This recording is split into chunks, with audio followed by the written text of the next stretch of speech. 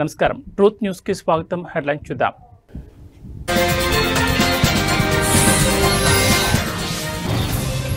తెలంగాణ సర్కార్ కీలక నిర్ణయం. ఈ నెల 30 నుంచి అసెంబ్లీ సమావేశాలు ప్రారంభం.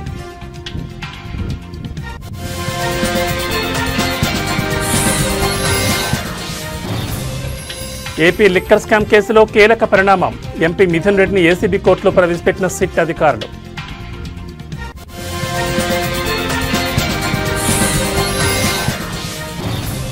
ఏపీలో భారీ వర్షాలు, పలు జిల్లాల్లో స్కూళ్లకు సెలవు.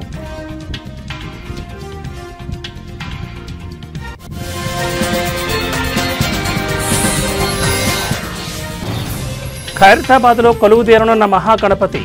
హైదరాబాద్లో 10 రోజుల పాటు ట్రాఫిక్ ఆంక్షలు.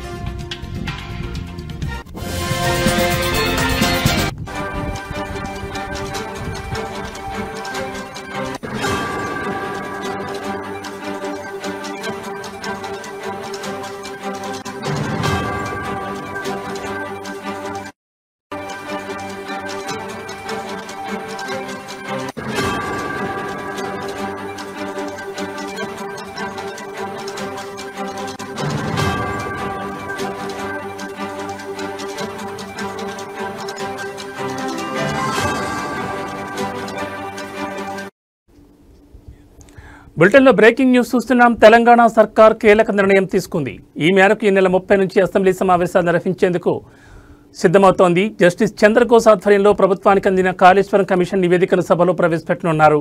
మొత్తం 5 రోజుల పాటు అసెంబ్లీ సమావేశాలు నిర్వహించబోతున్నట్లుగా విశ్వసనీయంగా తెలుస్తోంది. కాగా జస్టిస్ చంద్రఘోష్ కమిషన్ నివేదికపై ప్రభుత్వ నిర్ణయాన్ని ఇప్పటికే అడ్వకేట్ జనరల్ సుదర్శన్ రెడ్డి హైకోర్టుకు తెలిపారు. కాళేశ్వరం ప్రాజెక్టుపై అందిన నివేదికను అసెంబ్లీలో ప్రవేశపెడతామని, అనంతరం బాధ్యులపై చర్యలు తీసుకుంటామని కోర్టుకు ధర్మాసనానికి విన్నవించారు. ఈ నేపథ్యంలోనే అసెంబ్లీలో కాళేశ్వరం నివేదికపై కాంగ్రెస్ బీఆర్ఎస్ పార్టీల మధ్య మాటల యుద్ధం ఏ రేంజ్లో ఉండబోతుందోనని ఇరు పార్టీల శ్రేణులు ఆసక్తిగా ఎదురుచూస్తున్నాయి.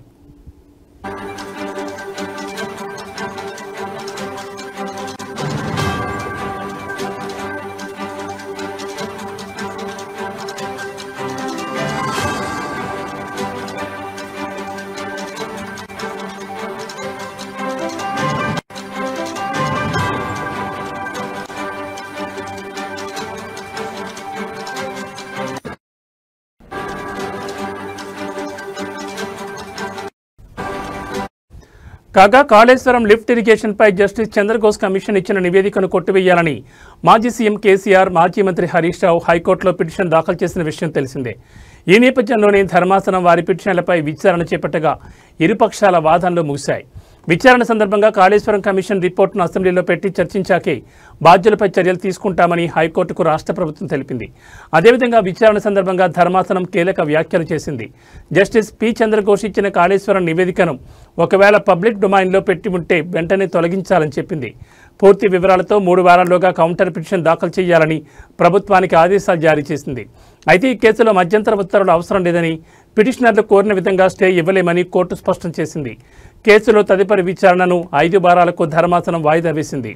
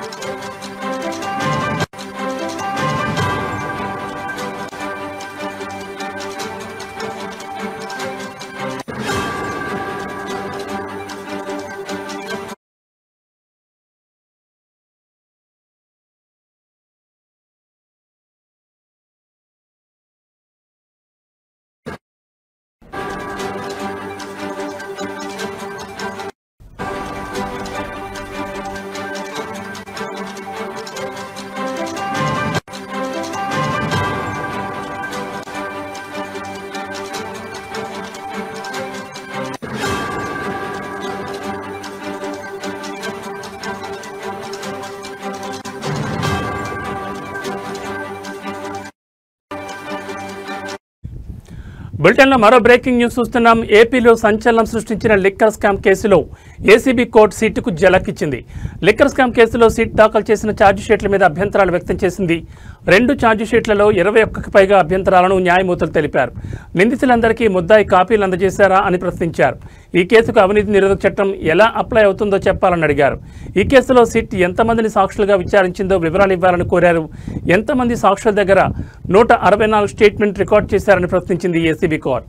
మధ్యవర్తుల రిపోర్టులు, సీజర్ రిపోర్టులు సమర్పించాలంది. మరోవైపు ఏపీ లిక్కర్ స్కామ్ కేసులో ఇవాళ 12 మంది నిందితులను ఏసీబీ కోర్టులో హాజరుపరిచారు సిట్ అధికారులు.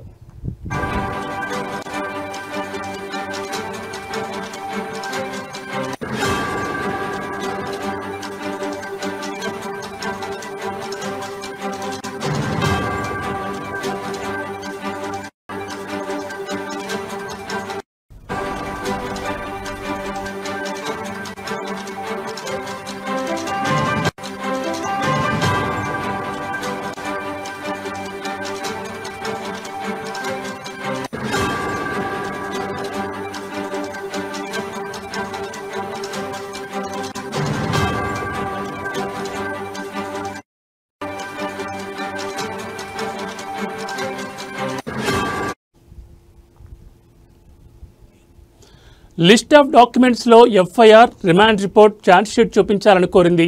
సాక్షులు డాక్యుమెంట్లను తగిన విధంగా సమర్పించాలని, ఛార్జ్షీట్లకు చూపించిన డాక్యుమెంట్లకు CF నంబర్లు చూపించాలని కోర్టు ఆదేశించింది. 2 ఛార్జ్షీట్లలో ప్రిలిమినరీ లేదా ఫైనల్ ఛార్జ్షీట్ అని చెప్పలేదన్నారు న్యాయమూర్తి. FSL రిపోర్టులు ఇంకా ఫైల్ చేయకుండా ఛార్జ్షీట్ ఎలా అర్హత పొందుతుందని ప్రశ్నించారు.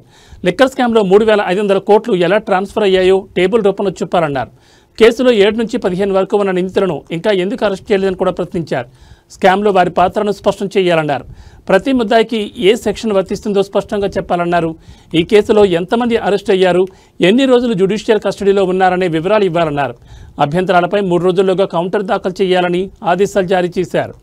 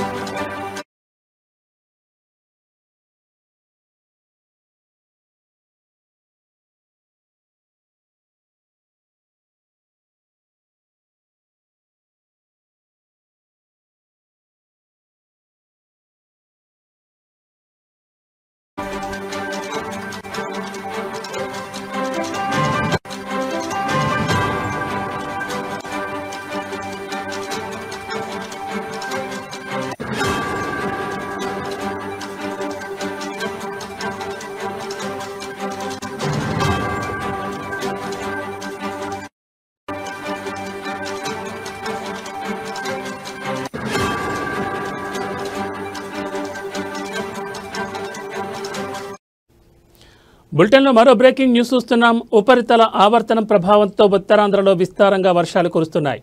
మరో 24 గంటల్లో వాయువ్య బంగాళాఖాతంలో అల్పపీడనం ఏర్పడనుంది. వీటి ప్రభావం వల్ల మరో 3 రోజుల పాటు పలు చోట్ల భారీ వర్షాలు కురుస్తాయని విశాఖ తుఫాన్ హెచ్చరికల కేంద్రం ప్రకటించింది. ఆరెంజ్ బులెటిన్ హెచ్చరికలు జారీ చేసింది. అల్లూరు జిల్లాలో జలపాతాలు ఉప్పొంగి ప్రవహిస్తున్నాయి. దీంతో చాపరాయి, డుడుమ, సరియ టూరిజం కేంద్రాలను యంత్రాంగాన్ని తాత్కాలికంగా మూసివేశారు అధికారులు. అటు విశాఖ తీరం అలజడిగా మారింది. సముద్రం చొచ్చుకుని రావడంతో తీరం పెద్ద ఎత్తున కోతకు గురవుతోంది.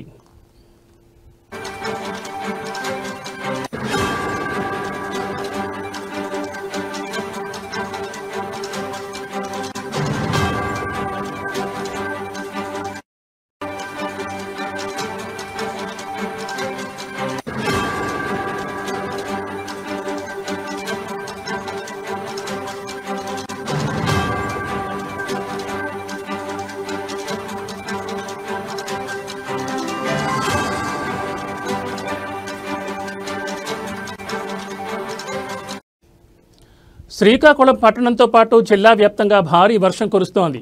రహదారులపైన వర్షపు నీరు నిలిచిపోయింది. వాహనదారులపై వాహనదారులు అవస్థలు పడుతున్నారు.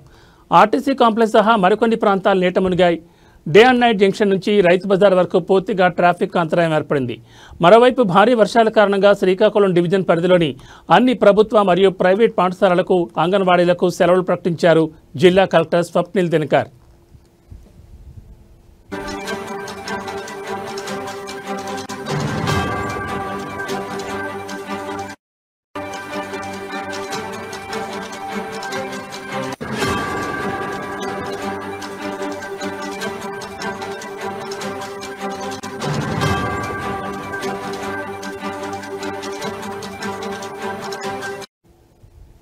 ఇక బంగాళాఖాతంలో అల్పపీడనంతో ప్రభుత్వం అప్రమత్తమైంది.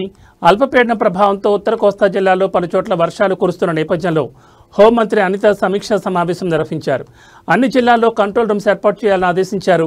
లోతట్టు ప్రాంత ప్రజలను ఎప్పటికప్పుడు అప్రమత్తం చేయాలని అధికారులకు సూచించిన ఆమె క్షేత్రస్థాయిలో అధికారులు అందుబాటులో ఉండాలని స్పష్టం చేశారు. సహాయ చర్యలకు ఎన్డీఆర్ఎఫ్, ఎస్డీఆర్ఎఫ్ సిద్ధంగా ఉండాలని సూచించారు. ప్రమాదకర హోర్డింగులు, కూలిన చెట్లను వెంటనే తొలగించాలని హోంమంత్రి అనిత ఆదేశించారు.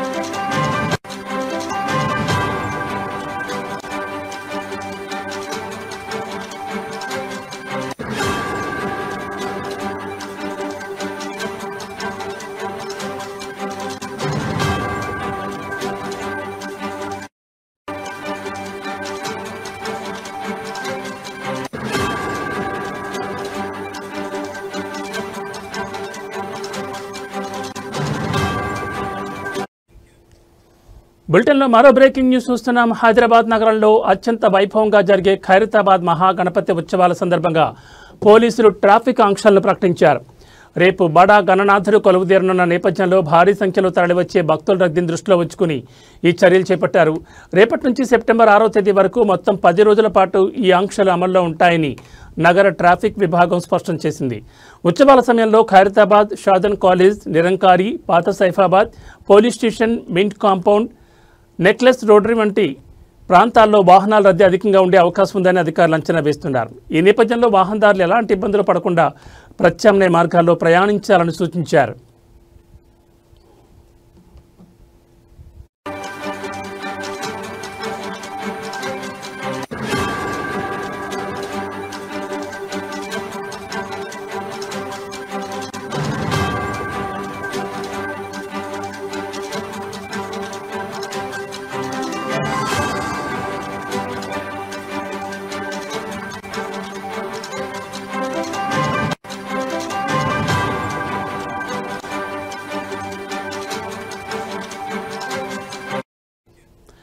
పీవీ విగ్రహం నుంచి మింట్ కాంపౌండ్ వైపు వచ్చే వాహనాలను రాజీవ్ గాంధీ విగ్రహం వద్ద నిరంకారి జంక్షన్కు మళ్లిస్తారు. పాత సైఫాబాద్ పోలీస్ స్టేషన్ నుంచి రాజ్దూత్ లేన్ మీదుగా వచ్చే వారిని ఇక్బాల్ మినార్ వైపు పంపిస్తారు. నెక్లెస్ రోటరీ నుంచి మింట్ కాంపౌండ్ వైపు వచ్చే వాహనాలను తెలుగుతల్లి ఫ్లైఓవర్ లేదా ఖైరతాబాద్ ఫ్లైఓవర్ మీదుగా వెళ్లాల్సి ఉంటుంది. నిరంకారి నుంచి రైల్వే గేట్ వైపు వెళ్లే వారిని పాత సైఫాబాద్ పోలీస్ స్టేషన్ వైపు మళ్లిస్తారు.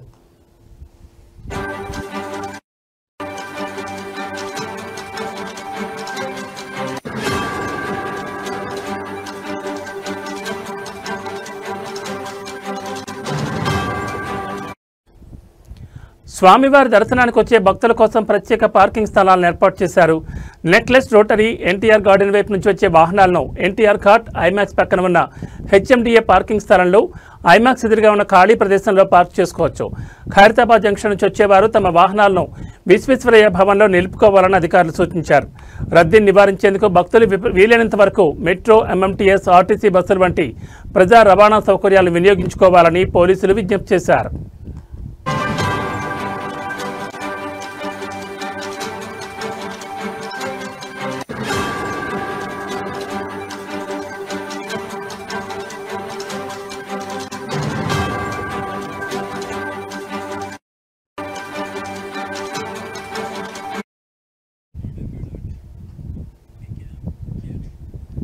రేపు వినాయక చవితి సందర్భంగా వినాయకుడు వివిధ రూపాల్లో దర్శనమిస్తున్నాడు. గణనాథునిగా, లంబోదరుడిగా, వినాయకుడిగా భక్తుల కోరికలను నెరవేర్చడానికి భూలోకంలో ఒక చరిత్ర విఘ్నేశ్వరుడు. నల్గొండ పట్టణంలో వైఆర్పీ ఫౌండేషన్ ప్రతి సంవత్సరం లాగానే ఈసారి కూడా ప్రజలకు వినాయకులను పంపిణీ చేశారు. ఈ కార్యక్రమంలో ముఖ్య అతిథులుగా యామా దయాకర్, వీరన్న, చంద్రశేఖర్, బండారు ప్రసాద్, శేషగిరి, అనంతాచార్యులు తదితరులు పాల్గొన్నారు.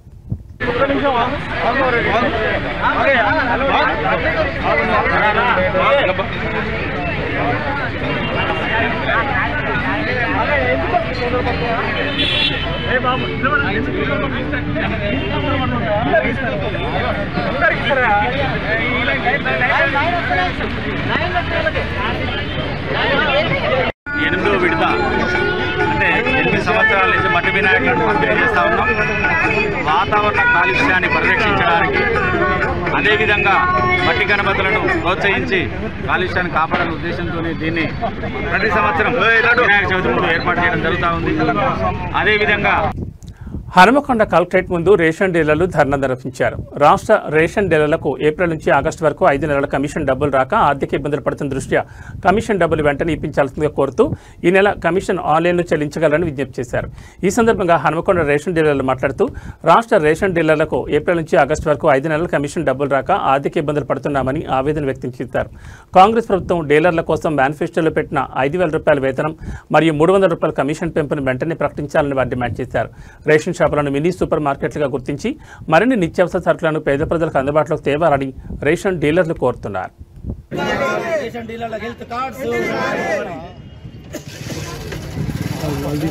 రేషన్ డీలర్లకు గత 5 నెలల నుంచి కమిషన్ ఇస్తలేదు. 5 నెలల కమిషన్ వెంటనే విడుదల చేయాలని ఈరోజు రాష్ట్ర వ్యాప్తంగా అన్ని జిల్లా అధ్యక్ష కార్యదర్శుల ఆధ్వర్యంలో జేసీ గారికి లెటర్ ఇవ్వడం జరిగినది. ఈ 2-3 రోజుల లోపల మాకు కమిషన్ వెంటనే విడుదల చేయకుంటే అతి త్వరలో రాష్ట్ర వ్యాప్తంగా ఆందోళన చేయడానికి కూడా సిద్ధపడుతున్నాం. పల్లె డీలర్లు ముఖ్యంగా చాలా ఆర్థిక ఇబ్బందులు పడుతున్నారు కాబట్టి అయ్యా ముఖ్యమంత్రి గారు, మినిస్టర్ గారు ఈ మెసేజ్ మా లెటర్స్ అందుకోగానే మా అందరికీ రేషన్ డీలర్లందరికీ గౌరవ వేతనం కానీ కమిషన్ కానీ వెంటనే విడుదల చేయాలి. అదే రకంగా 5వ తారీఖు వరకు మాకు గౌరవ వేతనం ప్రకటించకుంటే ఈ కమిషన్ 5వ తారీఖు వరకు వేయకుంటే రాష్ట్ర వ్యాప్తంగా ఒకరోజు బంద్ పిలుపునిస్తున్నాం. శాంతియుతంగా రాష్ట్ర వ్యాప్తంగా 5వ తారీఖు నాడు ఒకరోజు రేషన్ డీలర్స్ దుకాణాలన్నీ బంద్ చేస్తున్నాం. ప్రజలారా ఈ అసౌకర్యాన్ని కూడా మమ్మల్ని మన్నించాలి. ఆ ఒక్కరోజు ఈ లోపు మాకు గౌరవ వేతనం కానీ కమిషన్ కానీ వేస్తే ఆ బంద్ కూడా మేము చెయ్యం. శాంతియుతంగానే చేస్తున్నాం. కొంతమంది దుష్టులు దుర్మార్గులు ప్రభుత్వానికి వ్యతిరేకంగా పోతున్నారని వాట్సాప్లో చేస్తున్నారు. మేము ఎక్కడ ప్రభుత్వానికి వ్యతిరేకంగా పోతలేము. మా ముఖ్యమైన డిమాండ్స్ గౌరవ వేతనం వెంటనే ప్రకటించాలి, 5 నెలల కమిషన్ వెంటనే వేయాలి, రేషన్ డీలర్లకు విడుతు కార్డు ఇవ్వాలి. ముఖ్యంగా వర్షాకాలంలో మెదక్ జిల్లా శివంపేట మండలంలోని రత్నాపూర్ గ్రామంలో అంగన్వాడీ కేంద్రంలో బిందెలో చనిపోయిన ఎలుక ఉన్న నీళ్లు తాగడంతో విద్యార్థులు అస్వస్థతకు గురికావడంతో నర్సాపూర్ ప్రభుత్వ ఆసుపత్రిలో విద్యార్థులు చికిత్స పొందుతున్నారు. ఈ విషయం తెలుసుకున్న జిల్లా బీజేపీ అధ్యక్షులు వాల్దాస్ రాధా మల్లేష్ గౌడ్, బీజేపీ శివంపేట మండల అధ్యక్షులు పెద్దపులి రవి, బీజేపీ జిల్లా కార్యదర్శి అశోక్ సాదులతో కలిసి దవాఖానాను సందర్శించి విద్యార్థుల యొక్క తల్లిదండ్రులతో, హాస్పిటల్ సూపరింటెండెంట్తో మరియు డాక్టర్స్తో మాట్లాడి విద్యార్థుల యొక్క ఆరోగ్య పరిస్థితులను అడిగి తెలుసుకున్నారు. అలాగే హాస్పిటల్లో ఉన్న సమస్యలను కూడా సూపరింటెండెంట్కి చెప్పారు. ఈ కార్యక్రమంలో ఓబీసీ మోర్చా రాష్ట్ర ఉపాధ్యక్షులు పాపగారి రమేష్ గౌడ్, రాష్ట్ర నాయకులు పెద్ద రమేష్ గౌడ్, జిల్లా ఉపాధ్యక్షులు నారాయణ రెడ్డి, జిల్లా కార్యదర్శి ఎరుకల భిక్షపతి, బాలరాజ్, బీజేపీ నాయకులు నర్సారెడ్డి, సుధాకర్, విఠల్ నాయక్, బీజేపీ నాయకులు, కార్యకర్తలు పెద్ద ఎత్తున పాల్గొన్నారు. ఇప్పుడే కొద్దిగా హుషారైతున్నారు. మరి ఇది ఏదైతే ఈరోజు భారతీయ జనతా పార్టీ ఆధ్వర్యంలో నర్సాపూర్ గవర్నమెంట్ హాస్పిటల్లో మొన్న రత్నాపూర్ గ్రామంలో 8 నుంచి 10 మంది పిల్లలు, చిన్నపిల్లలు మరి అస్తవ్యస్త గురి కావడం జరిగింది. వారిని పరామర్శించాలని చెప్పి ఎంపీ రఘునందనరావు గారి ఆదేశాల మేరకు ఈరోజు హాస్పిటల్లో వచ్చి వారందరినీ కూడా పరామర్శించడం జరిగింది. పిల్లలందరూ కూడా కొద్దిగా ఇంజూర్ నుంచి కోలుకొని ఇప్పుడిప్పుడే కొద్దిగా హుషారైతున్నారు. మరి ఇది ఏదైతే అంగన్వాడీ కేంద్రంలో మరి బిందెలో సుందెలక పడి దాన్ని 3 రోజుల వరకు కూడా చూడకపోవడం అనేది చాలా దురదృష్టకరమైన విషయం. ఇలాంటి అంగన్వాడీ కేంద్రాలు మన మెదక్ అసెంబ్లీలో చాలా కూడా నడుస్తున్నాయి. మేము ఒకటే హెచ్చరిక చేస్తున్నాము, ఎప్పుడు కానీ చిన్నపిల్లల విషయంలో చాలా జాగ్రత్తగా ఉండాలి. గవర్నమెంట్ కూడా అదే చెప్తున్నది. వారికి నిర్లక్ష్యం చేయడం వల్లనే దాంట్లో ఎలుకను పడ్డది ఎవరు చూడకపోవడం వల్లనే ఈ పిల్లలు ఇప్పుడు ఇంతమంది అస్తవ్యస్తకు గురైపోయారు. మరి ఏదో అదృష్టవశాత్తు వాళ్ళంతా కూడా పిల్లలు బాగానే ఉన్నారు. ఒక్క బాబుకు మాత్రం కొద్దిగా పొట్ట ఉబ్బిందని చెప్పి వాళ్ళను ఇంకొక హాస్పిటల్కు పంపడం జరిగింది. అక్కడ ఆ బాబు కూడా చాలా బాగానే ఉన్నాడని చెప్తున్నారు. కనుక అంగన్వాడీ కేంద్రాలలో మేము చెప్పడం ఒకటే ఏంటిదంటే పిల్లలను జాగ్రత్తగా చూసుకొని ఆరోగ్యమే మహాభాగ్యము. ఇలాంటి అశ్రద్ధ చేసి ఇలా పిల్లలను ఇబ్బందికర పరిస్థితుల్లో తేవడం కరెక్ట్ కాదు. తెలంగాణ రాష్ట్రంలోని ప్రజాప్రభుత్వం రాష్ట్ర ప్రజల సంక్షేమం కోసం అనేక రకాల ప్రజా సంక్షేమ కార్యక్రమాలు చేపడుతోందని 11వ వార్డు మాజీ కౌన్సిలర్ పి రాములు అన్నారు. ఈ కార్యక్రమంలో భాగంగా జహీరాబాద్ పట్టణంలోని 11వ వార్డులో గల 44వ చౌకదారుల పంపిణీ కేంద్రంలో 11వ వార్డు ప్రజలకు సుమారు 180 కొత్త రేషన్ కార్డులు పంపిణీ చేశారు. ఈ సందర్భంగా రాములు మాట్లాడుతూ చాలా రోజుల నుంచి రేషన్ కార్డులు పంపిణీ లేనందుకు రేషన్ కార్డుల్లో చిన్నపిల్లల పేర్లు, నూతన వధువరుల పేర్లు చేర్పించలేని పరిస్థితి ఏర్పడిందన్నారు. ఇదివరకే కార్డు లేని వ్యక్తులు అనేక రకాల ఇబ్బందులు పడ్డారని గుర్తు చేశారు. ప్రజా ఇబ్బందులు దృష్టిలో పెట్టుకుని ముఖ్యమంత్రి రేవంత్ రెడ్డి తెలంగాణ రాష్ట్రంలో నిరుపేదలందరికీ కొత్త రేషన్ కార్డులు అందివ్వడానికి ముందుకొచ్చారని కొనియాడారు. రాష్ట్రంలోని అన్ని జిల్లాల్లోని అన్ని మారుమూల ప్రాంతాల్లో పేద ప్రజలకు రేషన్ కార్డులు పంపిణీ చేయడం జరిగిందన్నారు. ఇందుకు ప్రజలు ఆనందం వ్యక్తం చేసి జహీరాబాద్ పార్లమెంట్ సభ్యులు సురేష్ కుమార్ షెట్కర్కి, తెలంగాణ రాష్ట్ర సెట్విన్ గిరిధర్ రెడ్డికి, జహీరాబాద్ నియోజకవర్గం కాంగ్రెస్ పార్టీ ఇన్ఛార్జ్ చంద్రశేఖర్కి, సీనియర్ నాయకులు సిద్ధం ఉజ్వల్ రెడ్డికి, తెలంగాణ రాష్ట్ర ప్రభుత్వానికి కృతజ్ఞతలు తెలిపారు. ఈ కార్యక్రమంలో 11వ వార్డు మాజీ కౌన్సిలర్ పి రాములు నేత మరియు సీనియర్ నాయకులు మాధవరెడ్డి, నగేష్, వీరన్న, అదేవిధంగా వార్డు ఆర్పీలు వరలక్ష్మి, మాధవి, వాడ ప్రజలు పాల్గొని కార్యక్రమాన్ని విజయవంతం చేశారు. గత ప్రభుత్వాలు మనం ఆలోచించినట్టయితే మరి అప్పుడు దొడ్డు బియ్యం ఇస్తుర్రి. ఆ దొడ్డు బియ్యం వండుకున్నాక కాస్తో కూస్తో మిగిలిపోతే వీధి బయట అరుగుల పైన పెడితే కనీసం కుక్కలు కూడా తిరగనట్లాంటి పరిస్థితి గత ప్రభుత్వ హయాంలో ఇచ్చినట్లాంటి బియ్యం యొక్క పరిస్థితి. ఎప్పుడు కూడా అన్నం పరబ్రహ్మ స్వరూపం, దాన్ని మనం ఇన్కార్ చేయొద్దు. కానీ సందర్భం చెప్పక తప్పడం లేదు. కాబట్టి గౌరవనీయులు మరి మా ప్రియతమ నాయకులు మా ముఖ్యమంత్రి రేవంత్ రెడ్డి గారు మరి ఈ పేద ప్రజలకు మరి ప్రతి కుటుంబానికి కూడా రేషన్ కార్డులు ఇవ్వడము, అదేవిధంగా చాలా రోజుల నుండి చిన్నపిల్లలు లేదా పెళ్లి జరుపుకొని వచ్చినట్లాంటి కోడళ్ళకు కానీ మరి ఈ రేషన్ కార్డులలో పేర్లు లేనటువంటి పరిస్థితులలో మరి ఈరోజు ప్రతి కుటుంబంలో ఉన్న ప్రతి వ్యక్తి పేరును మరి రేషన్ కార్డులలో పొందుపరిచి వారికి రేషన్ కార్డులు అందించడమే కాకుండా సన్న బియ్యం ఇచ్చి కూడా ఆదుకుంటున్నారు. ఈరోజు అందరూ కూడా సంతోషంగా ఒక 10 మెతుకులు చాలా ఆనందంతో మరి ఎంతో ఇష్టంగా, కనీసం అందులో పప్పు చారు వేసుకున్నా కూడా, పచ్చి పులుసు వేసుకున్నా కూడా, ముడికారం వేసుకున్నా కూడా ఎంతో మహారుచిగా ఉన్నట్లాంటి ఆహారాన్ని మరి అందిస్తున్నారు. మరి వారందరికీ కూడా మరి ఏదైతే గౌరవ ముఖ్యమంత్రికి మా శాంతినగర్ 11వ వార్డు ప్రజల పక్షాన మరి వారికి కృతజ్ఞతలు తెలియజేస్తున్నాము. మరి అదేవిధంగా ఈ రాష్ట్ర ప్రభుత్వం తెలంగాణ రాష్ట్రాన్ని ఇస్తానన్నారు. ఖచ్చితంగా వారి హాయంలో ఇచ్చి తీరారు. కాబట్టి మా ప్రభుత్వ హాయంలో ఏ రకమైన హామీలు ఇచ్చినప్పటికీ కూడా కొద్దిపాటి ఆలస్యం జరగవచ్చు, కానీ ఖచ్చితంగా ఏవైనా కూడా చెప్పిన మాటలు. విజయవాడలో ఏపీ ప్రభుత్వం స్మార్ట్ రేషన్ కార్డుల పంపిణీని ప్రారంభించింది. వరలక్ష్మి నగర్లోని లబ్ధిదారులకు మంత్రి నాదెండ్ల మనోహర్ స్వయంగా ఈ కార్డులు అందజేశారు. ఈ సందర్భంగా మంత్రి మాట్లాడుతూ స్మార్ట్ రేషన్ కార్డులు ఆధునిక సాంకేతికతతో రూపొందించబడ్డాయని చెప్పారు. వీటిలో క్యూఆర్ కోడ్ను పొందుపరచడం ద్వారా రేషన్ తీసుకున్న వెంటనే కేంద్ర, జిల్లా కార్యాలయాలకు సమాచారం అందుతుందని తెలిపారు. మొదటి దశలో 9 జిల్లాల్లో ఈ రోజు నుంచి ఇంటింటికి రేషన్ కార్డులు పంపిణీ చేస్తున్నారు.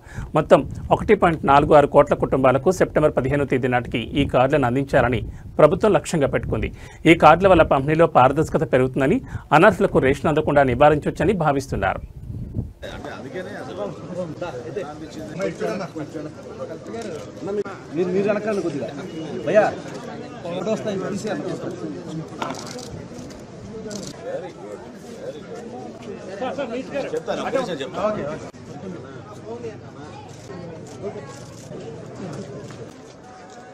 కెమెరా చూసుకోండి. Sorry okay okay.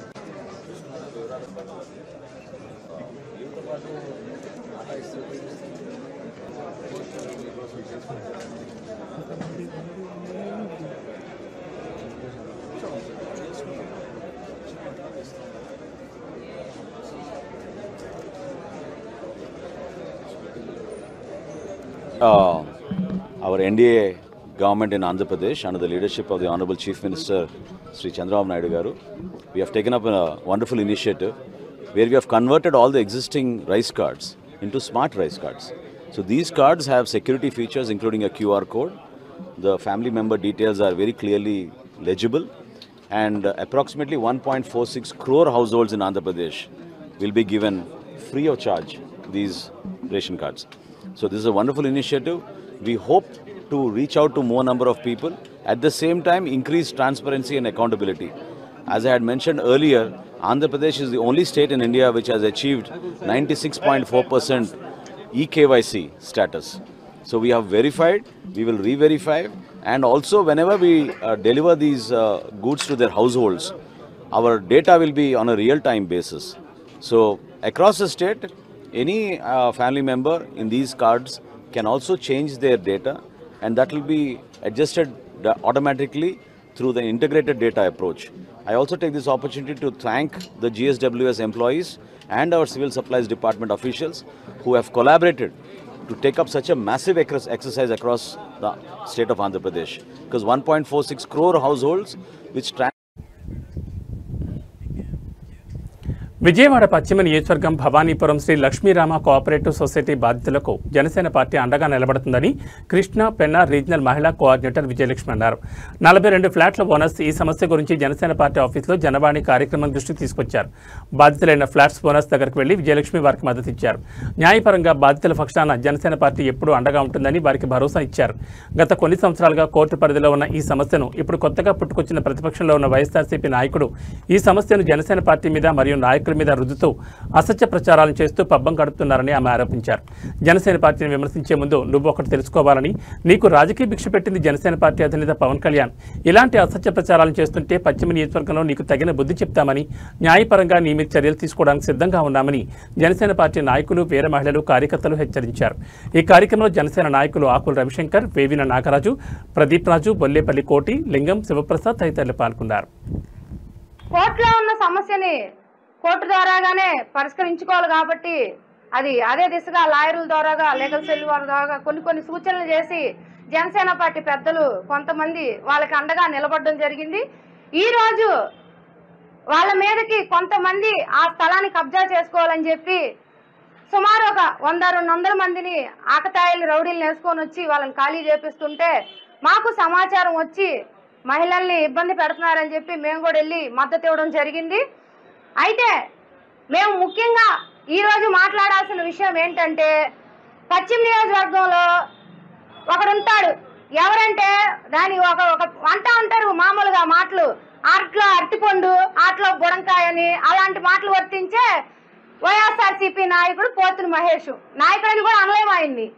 ఎందుకంటే మీరు చూడొచ్చు, గతంలో జనసేన పార్టీలో నేను రాష్ట్ర కార్యకర్తని అని చెప్పి బ్యానర్లో వేసుకొని పవన్ కళ్యాణ్ గారికి నేను పార్టీని అనునిత్యం ప్రజల్లోకి తీసుకెళ్లగలను, పార్టీ కోసం నిరంతరం కృషి చేస్తానని చెప్పి ఆయన దగ్గర మన్ననలు పొంది, అలాగే పశ్చిమ నియోజకవర్గంలో అందరూ కూడా మేమందరమీ కూడా పవన్ కళ్యాణ్ గారి కోసం మేము పార్టీలోకి వచ్చి పవన్ కళ్యాణ్ మేము ఒకటే చెప్తున్నా నీకు, ఈ రోజు నువ్వు ఇంక నుంచి జనసేన పార్టీని కానీ పవన్ కళ్యాణ్ గారి గురించి కానీ ఇష్టం వచ్చినట్టు మాట్లాడితే నీ మీద మేము పశ్చిమ నియోజకవర్గ జనసేన పార్టీ నాయకులు కలిసి పరువు నష్ట దావా వేస్తాం.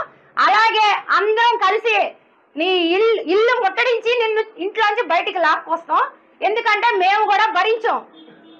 మితిమీరిపోతున్నావు నువ్వు, నీ మితిమీరుతానని ఇంక మేము భరించము. నీకు రోజులు దగ్గర పడి నీకు గట్టిగా బుద్ధి చెప్తాం. నీ నోరు మూసుకొని నువ్వు అదుపులో కానీ ఉండ. ఇవి బులెటిన్ విశేషాలు. మరో బులెటిన్లో మళ్ళీ కలుసుకుందాం. నమస్కారం.